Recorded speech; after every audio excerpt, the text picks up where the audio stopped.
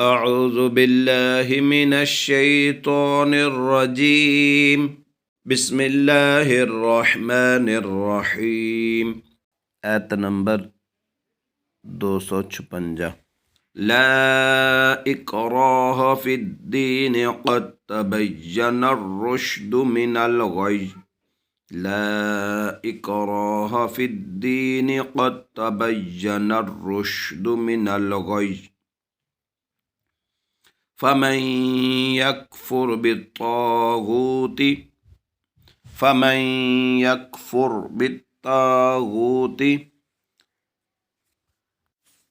فمن يكفر بالطاغوت ويؤمن بالله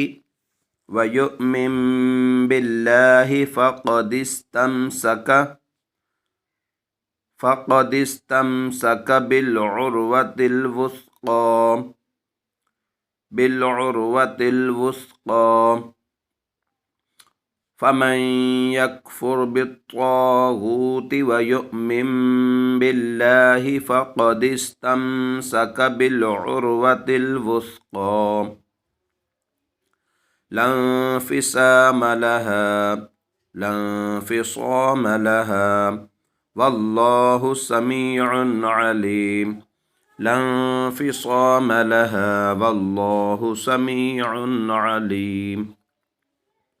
لا إكراه في الدين قد تبين الرشد من الغي فمن